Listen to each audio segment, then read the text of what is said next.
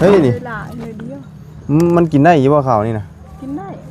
มันคืออันนั้นแท้คือดำแท้เนาะดำคือแบบอันนั้นดำดิเบิดคักได้เนาะดูผลบริสอดลงบ่นี่นะบ่โอ้มีแต่หน่อไม้หอยลูกต้องแต่งอยู่เนาะอันนี้คืออันขายบ่เบิดบ่หรือว่าตั้งเก็บไว้อันนั้นแบบไอ้ตั้งเก็บไว้ไปหาแล้วก็เฮ็ดละไม้ดองเดี๋ยวแล้วเขาตั้งไปขายบ่ดูขายหน้าแรงเอาขาย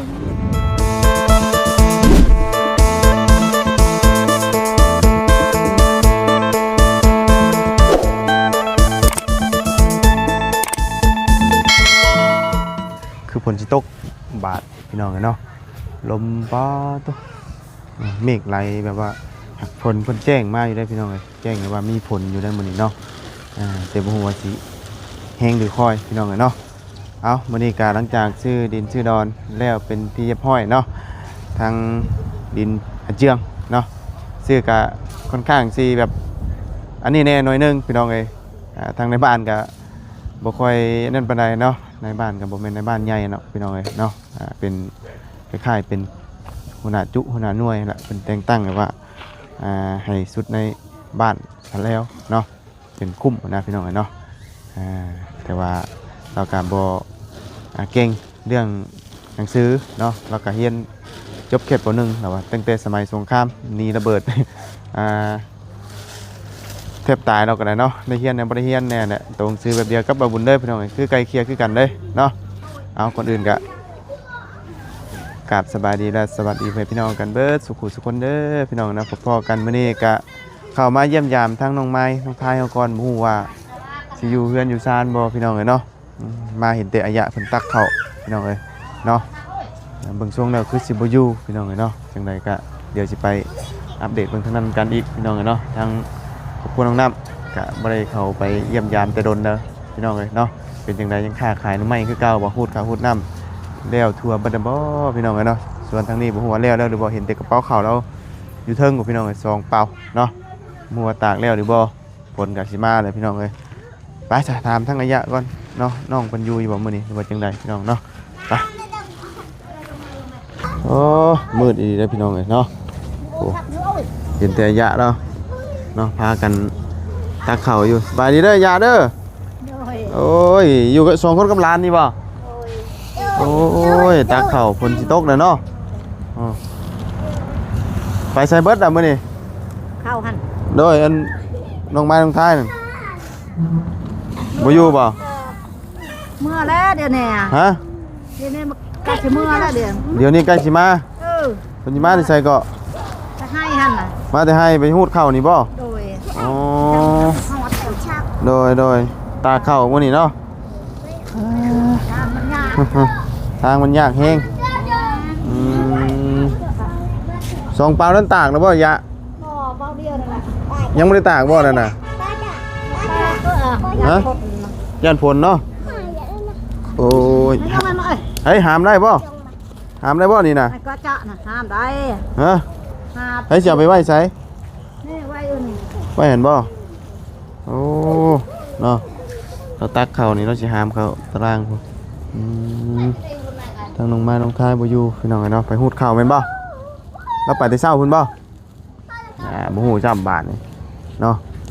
อ้ายเจ้าให้เรามัดก่อนจังกันว่าเอาไปพุ่นอันนี้ตากจักเป๋านี่น่ะเป๋าเดียวนี่เป๋าเดียวนี่บ่ตากหลายยันฝนตก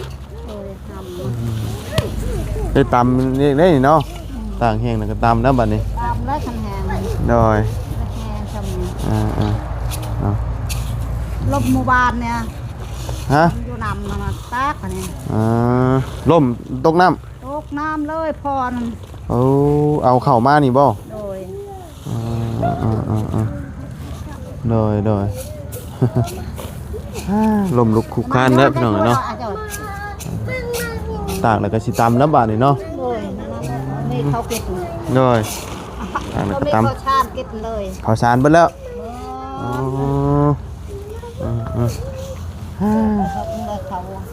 ใช้เอาไปไว้ใช้บ้านสิยกให้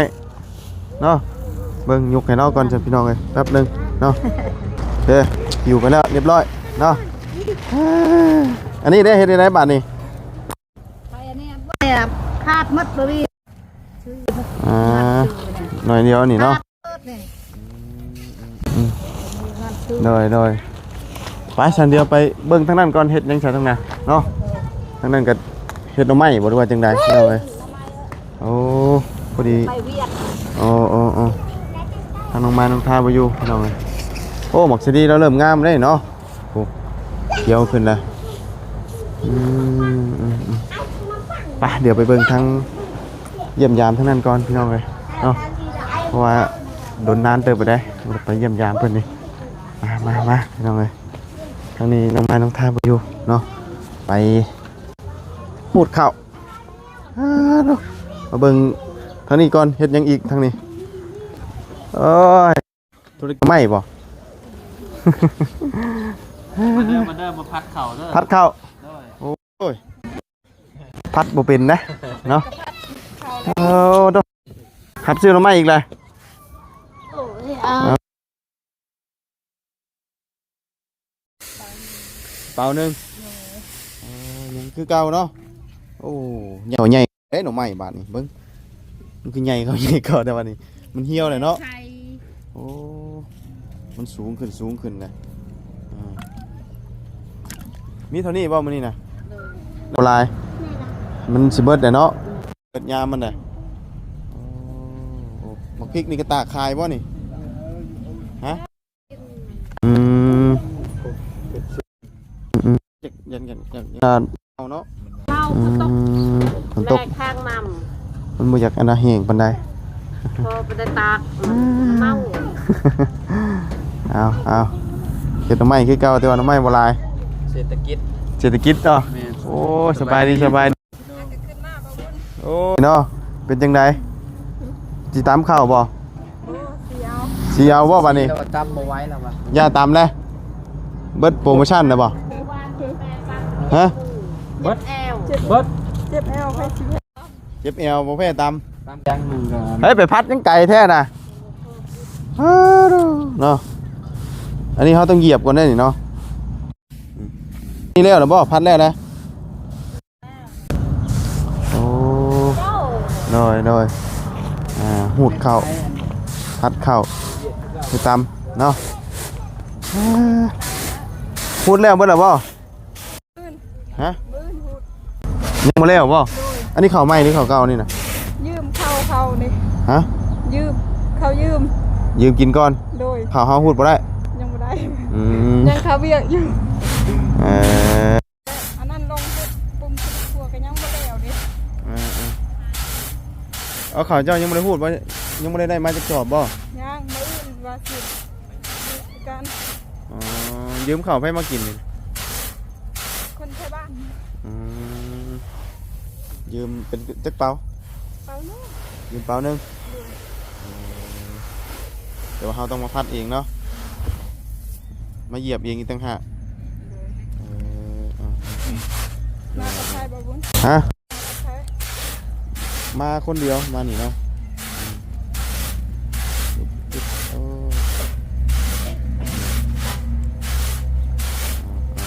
มาพอตอนข่าวพัดน้ำพี่น้องไงเนาะ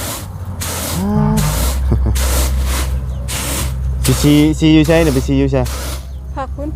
ฮะ ฝากคุณ มีห้องสีใหญ่บ่หรือว่าห้องสีน้อยอ๋ออ๋ออ๋อ ว่าช่างมา ทำล่าง อันนี้ก็แล้วแล้วบ่นี่นะให้ไก่กินบ่บัดนี้ โบได้ ยังเชียดยังเชียดตัวนี้ฮะตัวนี้ยังเชียดยังตัวนี้นะ เหยียบเอาขึ้น ยังเชียบเอาคืนอีก โดยสิได้เอาไป อ๋ออันนี้สิใส่รถอาจจะไปสีพุ่นบัดนี้ โดย ต้องเหยียบพี่น้องไงเนาะบ่เหยียบบ่ได้นะมันก็สิปักตีนแน่หน่อยนึงเนาะ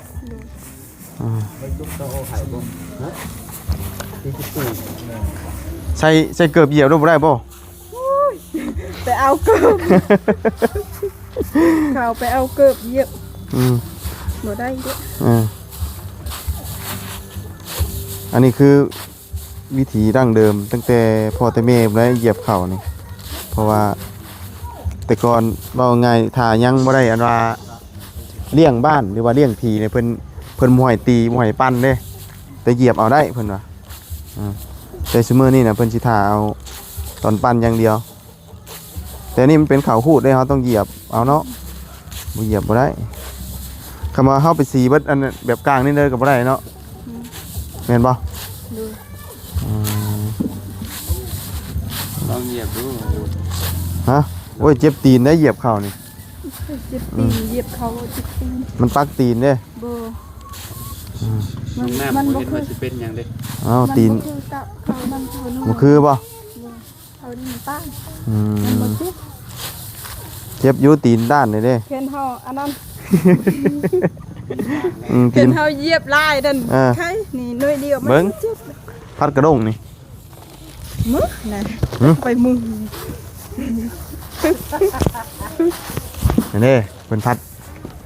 เปลี่ยนอยู่เบิ่งสิพัดให้เบิ่งอ่ะ เร็วกู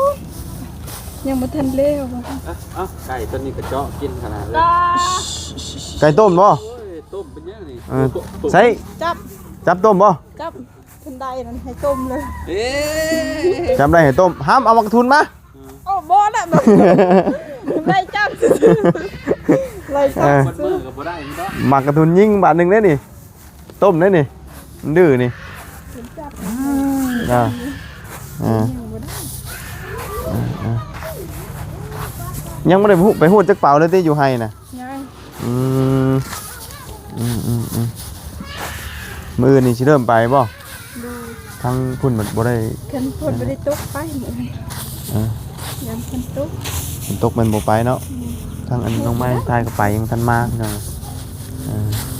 ไปหูดข้าวหูดน้ำได้บ่ไปหูดก็บ่ได้เนาะมันฟ้าฝนมันยังแจ้งมาอยู่ได้มื้อนี้น่ะขึ้นมาอยู่มีแต่เมฆฝนได้นี่นะแต่ว่าบ่ฮู้ว่ามันสิตกช่วงใดพี่น้องเนาะมันเมฆไหลเด้มันมืดแล้วมันไหลไปไหลไปเลยพี่น้องเลยเนาะ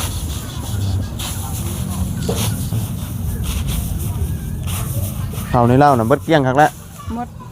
อืม บ่มีเลย มีแต่ถาเอาเขาวใหม่ให้มันใส่เนาะ ดูจักได้จักบ่เข้ามา คิดว่าสิได้ประมาณจักเป่าปีนี้ ประมาณ10เป่าจักจักบ่ มันเป็นจังได๋ มันบ่งามปีนี้หลายคนบ่งามค่ะ อืม จะไปบ่ กินเบิดเลย เดียว มีแต่ทำไมดอก มีแต่ไม่ดองอันไว้ในฐานะอืม จะดองเขาไม่ไว้อยู่หั่น เลยเดี๋ยวจัง กระสือ เดี๋ยวจังไปเบิ่งพี่น้องเอ้ยไปเบิ่งเล่าข่าวแล้วก่อนเนาะสิพัดข่าวให้เบิ่งก่อน ผัดบ่ พัดเป็นอยู่นะสัมผัสข่าวนี่ยากว่าซั่นแต่ว่ามันก็ ไก่ตัวนี้มาแต่ใจอีกตัวเก่าอยู่บ่เนื้อ ไก่ตัวนี้นี่มันไข่อยู่บ่ ยัง ช่วงที่ห่อมันคือไก่แม่แต่ว่าบ่แม่นจักเนาะ ไก่ตัวแม่ไก่เวียดเด้ ไก่เวียดบ่ อืม มีเบิด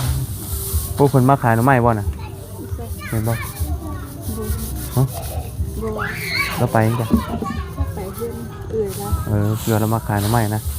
พายกระถุงกระเที่ยวกูสิไปขายหน่อไม้ได้จ้ะ เออ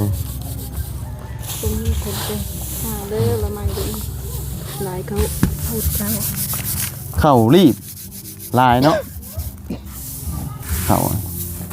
เป็นข้าวรีบที่ว่าข้าวดำๆนะคือตอนเฮาเอามานี่ ตอนเฮาขึ้นเหล้านี่แม่นบ่ได้พัดเลยบ่มีแต่ แม่ ว่าไงเอาขึ้นมาทั้งยวงนี่เลยอันเอาขึ้นเหล้านะ บ่เขาไม่ได้ใส่แล้วแบบนี้ หืม แต่ก็ไปหาตีบเขาเหยียบมัน เหยียบก่อนบ่ เลย เหยียบก่อนจังอันเอาไว้เหล้าอ๋อ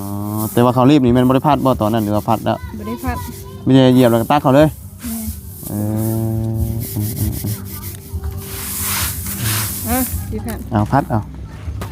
ส ส่บ่บุญ พัดบ่เป็นเว้าซื่อ เอาพัดบ่ดีมันเฮียเอาเว้าบ่เชื่อเบิ่งสิเฮ็ดให้เบิ่ง ทดลองผัด ทางไหน เฮ็ด มัน แอลออนเฮ็ดแอลออน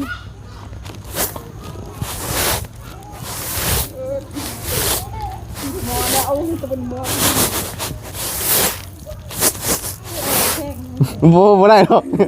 อ้าวมันบ่แม่นแนวของบ่แม่นแนวของชายนี่นะโอ้ยเนาะบ่ได้ได้พี่น้องเอ้ยเฮาบ่เคยนี่นี่มันต้องคนเป็นอีดีได้ไม่ใช่แนวของชายนะมันบ่ได้นะพี่น้องเอ้ยการพัดเข่านี่ก็บ่แม่นเรื่องง่ายนะสำหรับเฮาคนบ่เคยเฮ็ดนี่ก็ได้เนาะคนเคยเฮ็ดก็ได้แต่ว่าเล็กน้อยผู้ใหญ่เพิ่นก็เฮ็ดได้อยู่เพราะว่าหลักๆเลยมีแต่พัดเอาได้เข้าเนาะโอ้จุ๊มานี่โอ้โตตันตุ๊กๆแล้วนี่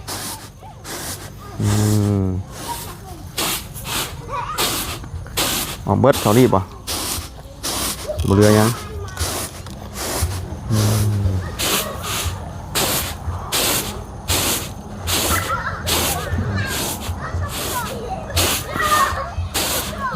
ชีวิตมันนอกของนาเฮายังดีช่วงนี้บ่ได้ตำเนาะไปเสียวเพิ่นเอาเปล่านึงเท่าไหร่เอาสิ เอาหั่นแล้วเขาไม่ได้เอา อ๋อคือว่าไงเฮาบ่ห้ามน่ะเป็นบ่ได้เสียเงินเนาะ โดยแบบเขามีเมืองเด้โดยคือกันอยู่บ้านก็ได้แต่ว่าเฮาป้าห้ามนี่แม่นบ่ได้เสียเงินอันนี้พี่น้องกันเนาะก็คือสีซื่อๆเพราะว่าห้ำที่คนไปขายมันแพงเลยแพงเลยห้ำหาไว้ช่วยบัดนี้เนาะพอพัดเลยเอาจะไป4 บาทเลยเนาะมืดมาเลยพี่น้องไอ้พวกเมฆไหลอยู่ก็คำตกนี่จักสิเป็นแห้งหรือซ่าเนาะสิแห้งหรือซ่าหรือคอยนะ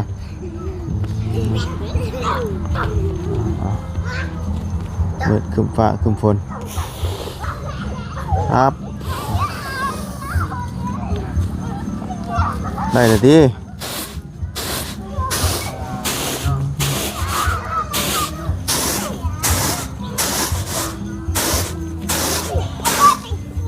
ร้อยมีแต่เอาไปซีบัตร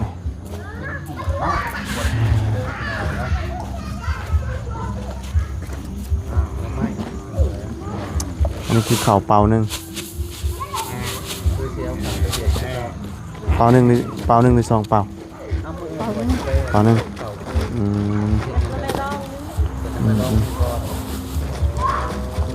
นักได้บัตรนี้นะที่แรกมันมีเข่ารีบลายเลยมันนี่พอพัดออกแล้วมันสินักกว่าเก่าบัตรเนาะ ให้เราไม่ลองนายว่าอยู่ในเหล้านะดองแบบไหนนะดองเป็นธงนี่ธงแบบนี้เปล่าเอาไว้ไปขายบ่หรือว่าไว้ยังไง ไปขายแล้วหุ้นข้าวจังไปขายมันดุนกับมันเล่า บ่โอ้มากระดิ่งงวยยังอยู่เนาะโอ้เฮ้ยนี่ เวลาเลยเดียว มันกินได้ยี่บ่ข้าวนี่นะ กินได้ มันคืออันนั้นแท้คือดำแท้ มันดำซื้อแบบอันนั้นดำดิ เบิดคักได้แล้วเนาะ ดู ผลบริสอดลงบ่นี่นะ บ่ โอ้มีแต่หน่อไม้หอยลูกต้องแต่งอยู่เนาะอันนี้คืออันขายบ่เบิดบ่หรือว่าตั้งเก็บไว้ อันนั้นแบบไอ้ตังเก็บไว้ไปหาแล้วก็เฮ็ดละไม้ดองเดี๋ยวแล้วหุ้นข้าวตังไปขาย บ่ ดู ขายหน้าแรงเอา ขายยูเวียดคือเก่า ขายอยู่เวียดคือเก่า ดูแล้วหุ้นข้าว เขาคือบ่เอาไปตำเป็นเบิดจากข้าวเก่านี่ สิอันนั้นเอาเขาเก่าแน่เขาตัวยืมเขาแน่ ยังบ่ได้ไปพูดข่าวเนาะ ดู เดี๋ยวเขาไปพูดอันน่ะข่าวเราจังมาแทนเพิ่นเอ้ย โอ้ยเนาะเอา อันนี้ก็ยังบ่ได้หัวบ่ได้ซึมเด้ โดย โอ้มาวันนี้คือเปลี่ยนเลยอันนี้นะเป็นทางมาเนาะฮะ ตัดแล้ว บ่เปลี่ยนเนาะคืมฟ้าคืมฝนมาแล้วนี่ตำนี่ได้คุกนี่แหละ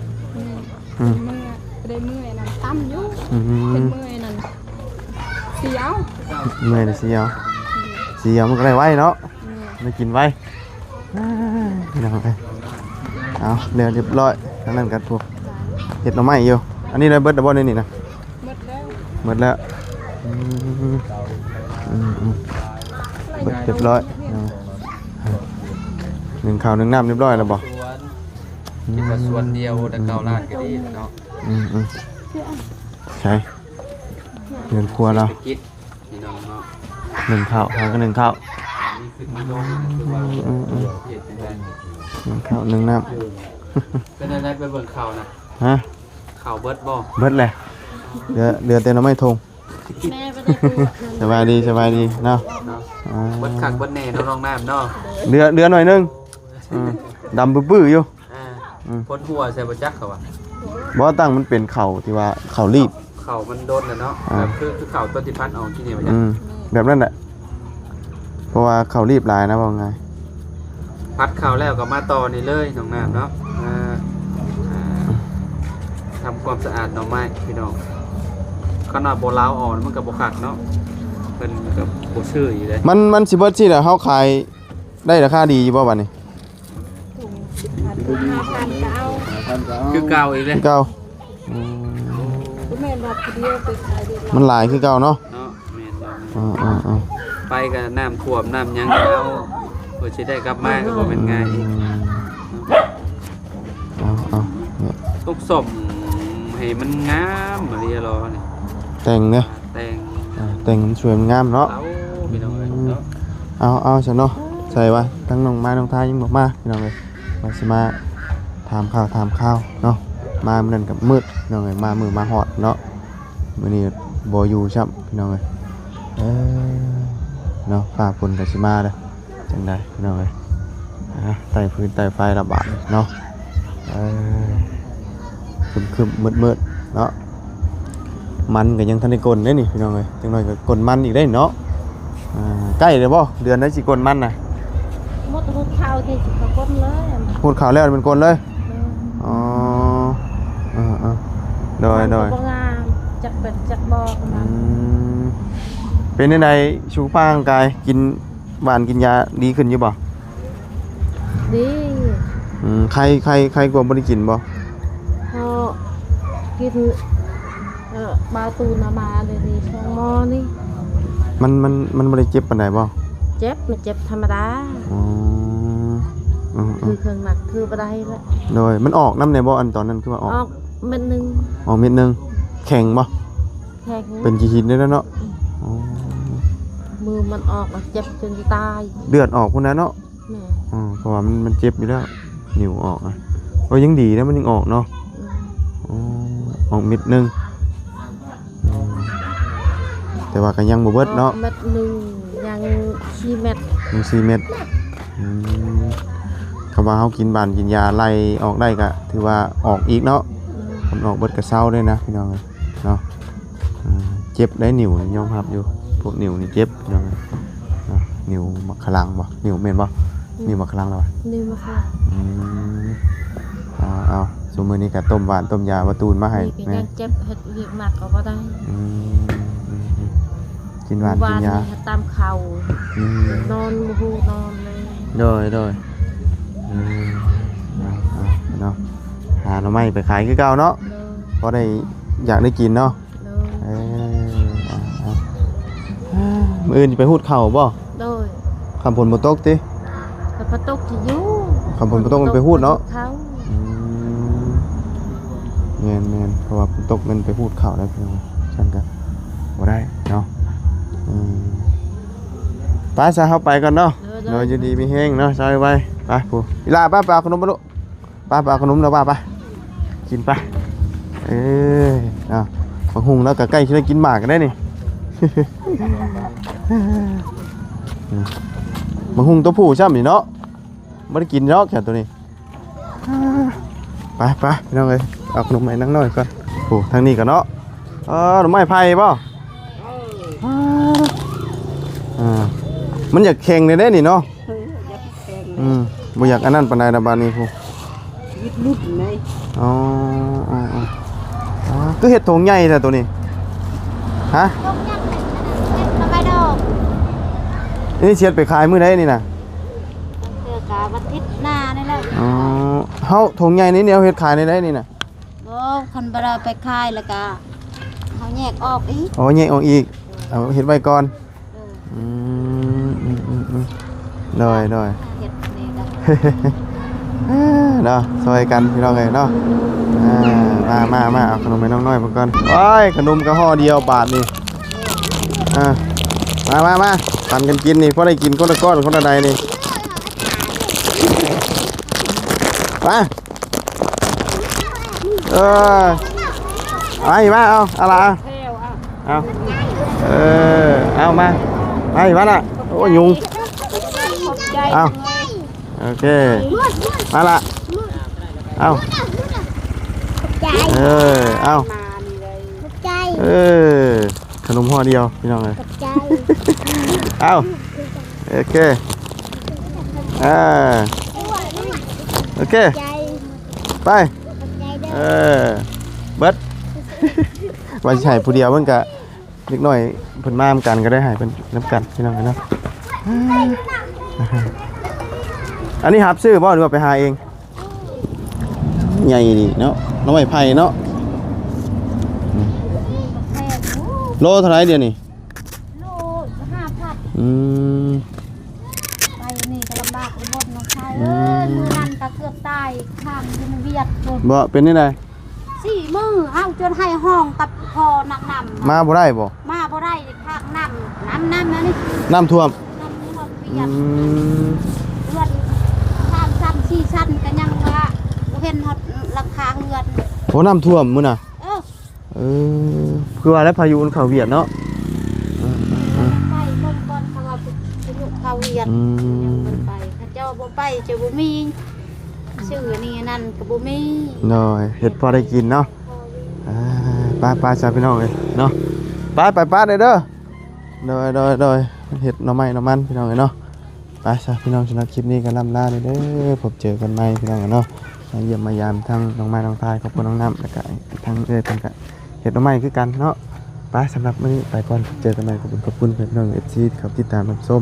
ไปแล้วพี่น้องสบายดีไป